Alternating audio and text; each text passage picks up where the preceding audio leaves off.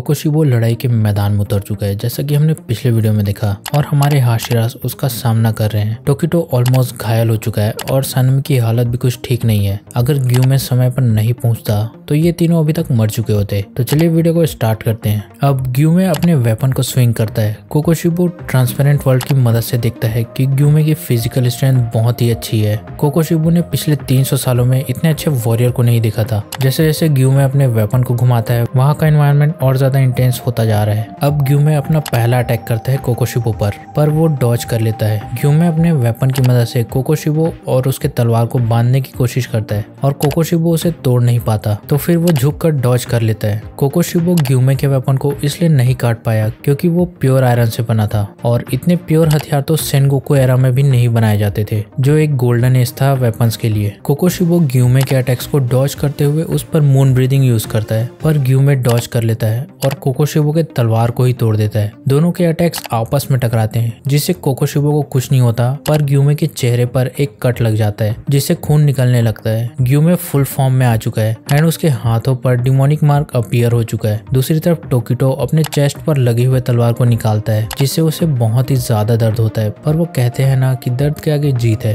टोकिटो अपने घाव पर पट्टी लगाकर लड़ाई में जा रहा होता है कि उसे देखकर गेन्या बोलता है, क्या तुम मेरे बॉडी के दूसरे हिस्से और कोकोशिबो के बालों को ला सकते हो क्या, क्योंकि वो भी लड़ाई करना चाहता है। अब वापस ग्यूमे और कोकोशिबो पर आते हैं। कोकोशिबो ग्यूमे को बताता है कि जिसके पास भी मार्क आता है वो 25 के एज तक ही जिंदा रह पाता है और उसके बाद मर जाता है, जिस पर ग्यूमे जवाब देता है कि हम डीमन स्लेयर्स को आज या कल तो मरना ही है, तो मुझे इससे कोई फर्क नहीं पड़ता। ग्यूमे ये भी बोलता है कि तुमने जितना कुछ कहा उसमें एक झूठ भी था, क्योंकि पास्ट में कोई एक बंदा ऐसा रहा ही होगा जिसकी उम्र 25 सालों से ज्यादा थी। और इतना सुनते ही कोकोशिबो तुरंत ग्यूमे का गला काटने की कोशिश करता है, पर ग्यूमे अपने चैन से अपने आप को बचा लेता है। दूसरी तरफ सानमी अपने घाव को बंद कर लेता है और लड़ाई में कूद पड़ता है। अब सानमी के पास भी डिमोनिक मार्क आ चुका है और वो सीधा कोकोशिबो पर अटैक करता है। कोकोशिबो सभी अटैक्स को डॉज कर लेता है और नोटिस करता है कि ग्यूमे और सानमी का कोऑर्डिनेशन काफी ज्यादा अच्छा है। ऐसा इसलिए था क्योंकि दोनों ने पास्ट में एक साथ एज अ टीम लड़ाई की ट्रेनिंग ली थी।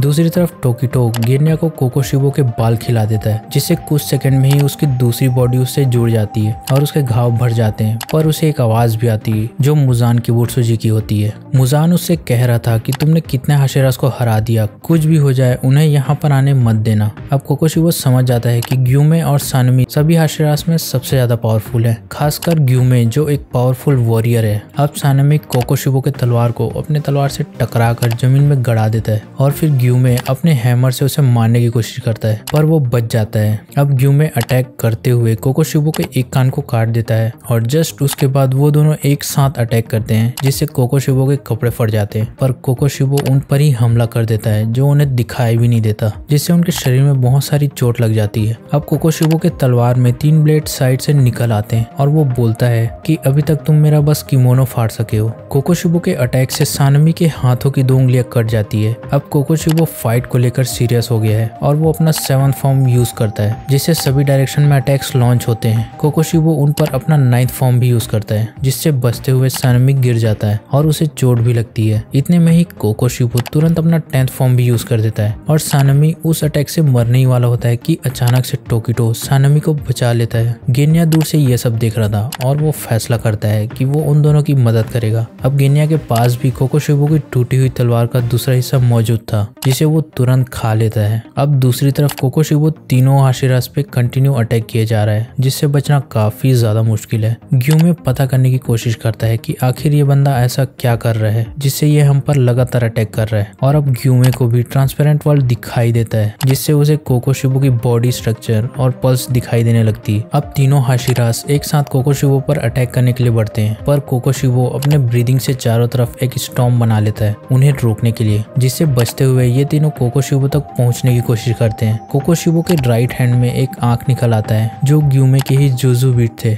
अब ग्यूमे अपने आयरन बॉल से कोकोशिबो के एक हाथ को उखाड़ देता है और अगले ही सेकंड टोकिटो उसके पेट में तलवार घुसा देता है, क्योंकि जुजू बीट के कारण उसकी स्पीड स्लो हो गई थी। अब टोकिटो को भी ट्रांसपेरेंट वर्ल्ड दिखाई देने लगता है। टोकिटो ने कोकोशिबो को होल्ड करके रखा हुआ था और सानमी ग्यूमे उस पर अटैक करने के लिए आगे बढ़ रहे हैं। पीछे से गेन्या कोकोशिबो पर मॉडिफाइड गन से बुलेट फायर करता है, क्योंकि उसके पास कोकोशिबो की डिमोनिक पावर आ चुकी है। बुलेट्स कोकोशिबो के बॉडी को डैमेज करते हैं और उसके बॉडी में घुस जाते हैं। गेनिया की बुलेट्स के कारण कोकोशिबो के बॉडी से पेड़ निकलने लगते हैं, जो एक ब्लड डीमन आर्ट है। कोकोशिबो अब बुरी तरह से फंस चुका है और उसे एक नॉस्टैल्जिया हिट करता है कि 400 साल पहले योरिची उसे मारने वाला था और वही सेम फीलिंग अब उसे याद आ रही है। कोकोशिबो गुस्से में चारों तरफ हमला करता है, जिससे सभी को बहुत ही ज्यादा नुकसान होता है और भाई गेनिया तो पूरा बीच से कट जाता है। टोकिटो की बॉडी भी बीच से कट चुकी है। अब कोकोशिबो के बॉडी में बहुत सारे तलवार निकल आते हैं। ग्यूमे और सनमी कोकोशिबो पर अटैक करते हैं, तभी टोकिटो की तलवार रेड स्वॉर्ड में कन्वर्ट हो जाती है। सनमी कोकोशिबो का गला काटने की कोशिश करता है और गेनिया वापस ब्लड डीमन आर्ट यूज करके उसके बॉडी पर पेड़ उगा देता है। कोकोशिबो वापस जवाबी हमला करने ही वाला होता है कि अचानक से ग्यूमे अपने हथियार से उसका सर धड़ से अलग करने की कोशिश करता है। सनमी और ग्यूमे के हथियार लाल हो जाते हैं और कोकोशिबो का सर कट जाता है। पर फाइट अभी खत्म नहीं हुई। कोकोशिबो को योरिची की कही बातें याद आती कि हमारे आने वाली जनरेशन अगर सन ब्रीदिंग यूज नहीं कर पाई तब भी वो अपने वेपन्स को अपने तरीके से रेड ब्लेड बना पाएंगे। कोकोशिबो की बॉडी डिस्ट्रॉय नहीं हो रही थी और ये देखकर ग्यूमे और सनमी उस पर पावरफुल अटैक करते हैं, पर कोकोशिबो का सिर वापस रीजनरेट हो जाता है और उसके पीठ पर रेड टेंटिकल्स निकल आते हैं। कोकोशिबो बहुत खुश हो रहा था कि उस पर अब कोई भी अटैक किया जाए पर उसे कोई फर्क नहीं पड़ेगा सिवाय सन के। इतने में वो अपना चेहरा सनमी की तलवार में देख लेता है और उसे लगता है कि वो कितना ज्यादा बदसूरत हो गया है। अब जिस पार्ट में टोकिटो ने उसे स्टैब किया था वहां से उसका बॉडी टूटने लगता है और धीरे धीरे उसकी पूरी बॉडी राख की तरह उड़ रही होती है। कोकोशिबो रीजनरेट करने की कोशिश करता है पर वो नहीं कर पाता। सनमी और ग्यूमे अटैक करके बाकी बचे हुए बॉडी पार्ट्स को डिस्ट्रॉय कर देते हैं और कोकोशिबो का अंत होता है और ये फाइट यहीं खत्म होती। तो आपको ये फाइट कैसी लगी नीचे कमेंट सेक्शन में बताना और अगर आपको वीडियो अच्छी लगी तो वीडियो को लाइक करें, चैनल को सब्सक्राइब करें। Thank you for watching this video. मिलते हैं नेक्स्ट वीडियो में। Good bye.